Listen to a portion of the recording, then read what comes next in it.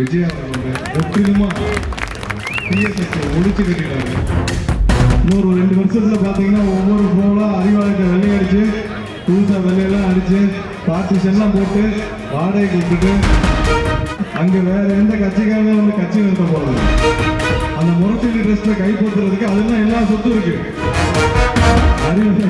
இன்னொரு 2 வருஷத்துல பாத்தீங்கன்னா ஒவ்வொரு ப்ரோலாம் அறிவாலயத்தை வெள்ளையடிச்சு புதுசா வெள்ளையெல்லாம் அடிச்சு பார்ட்டிஷன்லாம் போட்டு வாடகை கொடுத்துட்டு நீட்டா அந்த குடும்பம் உட்காந்து சம்பாதிக்க வேண்டியதான். வேற எந்த வாய்ப்பும் இல்லை.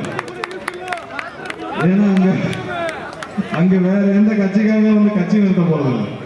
இருக்கிற கட்டடத்தெல்லாம் வாடகை கொடுத்துட்டு அந்த முரசொலி ட்ரஸ்ட் இருக்கும். அந்த ட்ரஸ்டுக்காக தான் இவ்வளவு போட்டியும்.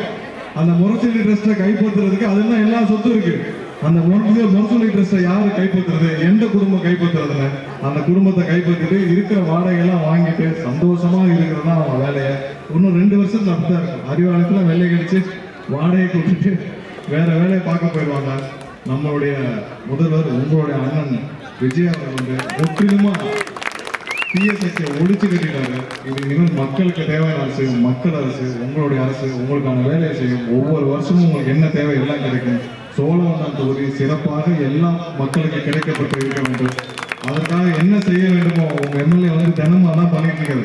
தினமும் வந்தா ரோடு அது இதுன்னு கேட்டுட்டே தான் இருக்கிறாரு. நாங்களும் எங்களால் முடிஞ்ச அனைத்தையும் செய்வோம்.